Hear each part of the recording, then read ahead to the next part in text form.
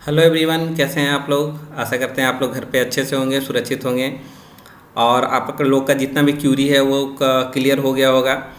पिछले वीडियो में मैंने कोविड-19 के बारे में भी बताया था काफ़ी कुछ। अभी मैं ये चीज़ आप लोग को डिक्लेयर कर देता हूँ कि आप लोग को जब भी बाहर से आते हैं या कोई भी लोग आते हैं तो सैनिटाइज़र हाथ में लगाइए और खाना खाने के पहले हाथ धोइए, सैनिटाइज़र लगाइए।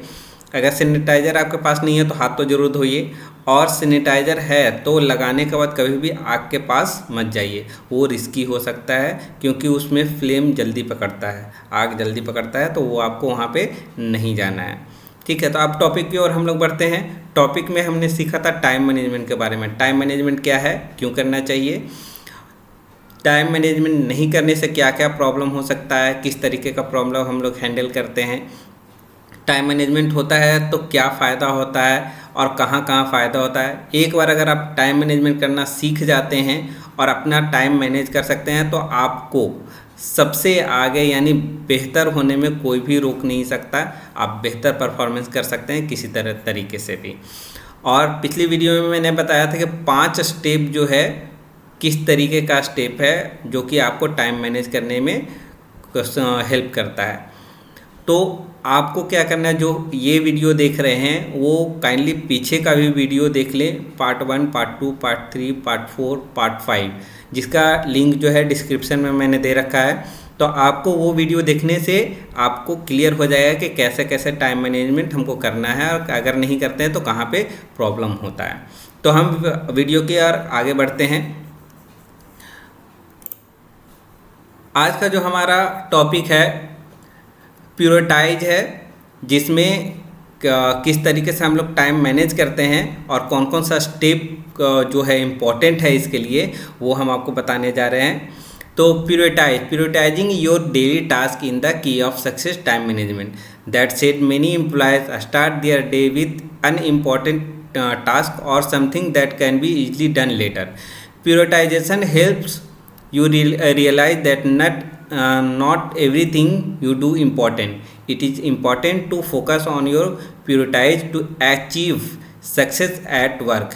Figure out the most important task and the ones of that you urgent. The categorization will help you to focus on what actually need to be done. You can use various project management tools that help you set your priorities straight from the day a project start. ठीक है, तो मान लीजिए कि अगर हमारे पास planning पहले से है, मैंने बताया था कि 10th में हम लोग कैसे प्लानिंग करते हैं पढ़ाई करने का।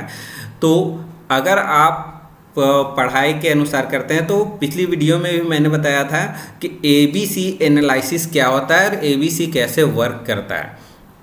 तो आपको क्या करना है कि पहला वो काम करना है जो कि इम्पॉर्टेंट है, ना कि वो काम जो कि बाद में भी हो सकता है। जो शाम में होने वाला है, शाम में घर जाते समय सब्जी लेके जाना है, वो एक इजी वे है, एक नॉर्मल वर्क है। लेकिन वही सब्जी हम जाते ऑफिस जाते समय खरीद के लेते चले जाएं, ऑफिस में रखें, उसके बाद फिर घर लौटते समय लेके आएँ, तो इसको तो बेवकूफ़ी भी बोला जा सकता है कि ऑफिस में कौन सब्जी लेके जाता है।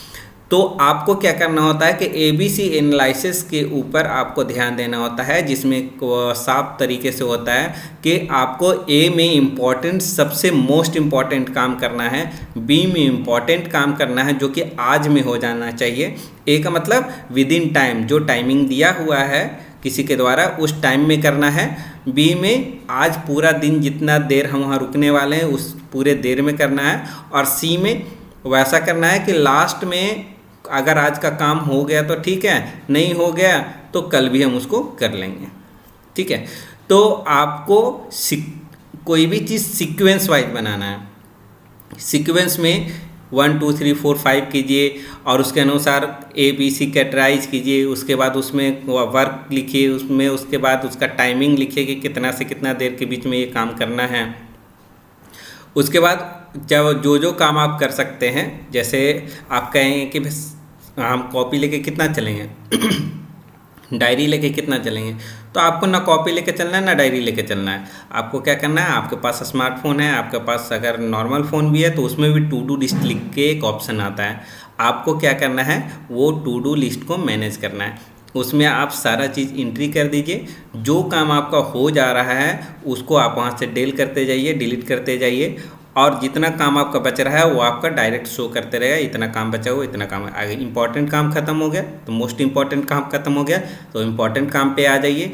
इंपॉर्टेंट काम खत्म हो गया, उसके बाद भी टाइम आपके पास बचा हुआ है तो सी कैटेगरी में आ जाइए। कोई ज़रूरी नहीं है कि आप बहुत मेहनत से कोई चीज़ करें, ज़रूरी ये है कि स्मार्ट और मेहनत दोनों एक साथ मिला के करें। ठीक है, कोई आदमी बहुत पढ़ता है लेकिन फिर भी उसका नहीं निकल पाता है। कोई आदमी 1 साल पढ़ाई करता है फिर भी उसका निकल जाता है। रीज़न क्या होता है? एक जो है स्मार्ट वे में यूज कर रहा है, एक स्मार्ट वे से पढ़ाई कर रहा है, एक नॉर्मल वे से पढ़ाई कर रहा है। कुछ काम उधर भी कर ले रहा है, कुछ काम उधर भी कर ले रहा है, उसके बाद पढ़ाई कर रहा है और बोल रहा है कि हम तो 15 घंटा पढ़ाई कर रहे हैं। और एक है जो 4 घंटा पढ़ रहा है लेकिन एकदम रेगुलर वे में पढ़ रहा है, कोई डिस्टर्बेंस नहीं है, कुछ नहीं है, आराम से वो 4 घंटा पढ़ रहा है। तो जो मन लगा के, जो एकदम ध्यान लगा के कर रहा है वो वर्क जो होता है सबसे बेहतर होता है। तो आपको जो भी काम करना है उसकी इम्पोर्टेंस डालिए उसमें, और उसके अनुसार आप अपना वर्क कीजिए।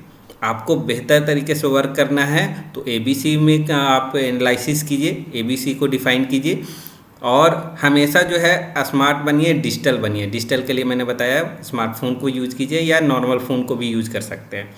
नेक्स्ट है डोंट मल्टीटास्क। डोंट मल्टीटास्क का मतलब क्या होता है कि एक साथ कई काम नहीं करना है। ठीक है, multitasking is one of the biggest time wasting activity. Instead of accomplishing too many things, you end up achieving nothing out of them. The best way to utilize your time is to take one thing at a time and accomplish it before jumping to the next thing. Make a list to tasks that need to be accomplished in terms of their priority. Not only you would be able to focus better, but the would be lesser distraction as well. And no distraction means less likelihood of mistakes. ठीक है, मतलब क्या हुआ कि एक साथ आपको कई काम नहीं करना है। ऐसा नहीं है कि हम मैथ का भी बुक खोले हुए हैं, हम सोशल साइंस का भी खोले हुए हैं, हम साइंस का भी खोले हुए हैं, हिंदी खोले हुए हैं, इंग्लिश खोले हुए, सब किताब खोल दिए, कभी ये पढ़ रहे हैं, कभी ये पढ़ रहे हैं, कभी ये पढ़ रहे हैं। मल्टीटास्किंग आपके लिए बहुत परेशानी ला सकता है। मान लीजिए मल्टीटास्किंग में एक जगह से आपको किताब लेना है, एक जगह से बर्तन लेना है, और उसके बाद आगे का और भी काम है, तो आप क्या कीजिएगा? किताब बर्तन दोनों को ले लीजिएगा, उसको हर जगह पर लेके चलिएगा। आपको कहीं ऑफिस में मिलने के लिए अगर जाना है तो आप क्या कीजिए? बर्तन लेके जाइएगा। तो आप मल्टीटास्किंग मत कीजिए, आप वैसा टास्किंग कीजिए जिससे आपका काम अच्छे से हो सके। ठीक है, आपको क्या करना है कि कोई भी काम को सिंगल वे में लिखना है। ये नहीं कि एक कैटेगरी में इंपॉर्टेंट काम है तो उसके बगल में वो लिख दिए कि अच्छा यहाँ पर से टाइम मिलेगा तो यहाँ पर से निकल जाएंगे। वो काम नहीं करना है। आपको ABC कैटेगरी में हर एक कैटेगरी में एक काम ही लिखना है जो कि इम्पोर्टेंट है। ठीक है, वैसे ही आपको बनाना है। एक साथ 4, 5, 10 काम करने वाला नियम मत अपनाइए कि ये भी कर लेते हैं, ये भी कर लेते हैं, ये भी कर लेते हैं। इस तरीके से क्या होगा, ना वो काम होगा ना ये काम होगा, टेंशन जो रहेगा वो बरकरार रहेगा, और जो टाइमिंग का जो आप बनाए हैं वो तो ख़त्म होगा, जो होगा ही। तो आपको ध्यान देना है कि कोई भी काम जो है अपने वे में कीजिए, अच्छे वे में कीजिए, प्लान के साथ कीजिए, ABC एनालिसिस के साथ कीजिए, और सिंगल कीजिए, मल्टीटास्किंग में नहीं, एक साथ नहीं। ये ध्यान रखिएगा।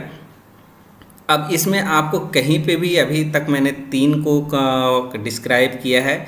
एक को प्लान को मैंने डिस्क्राइब किया है, दूसरा मैंने प्रायोरिटाइज को डिस्क्राइब किया है, तीसरा डोंट मल्टीटास्क को डिस्क्राइब किया है। अगर इसमें कहीं पे भी आपको कोई दिक्कत होता है तो आप हमको कॉल कर सकते हैं, मैसेज कर सकते हैं, या फिर कमेंट सेक्शन में आप कमेंट कीजिए, हम उसका जवाब देंगे। तब तक के लिए thank you and bye bye.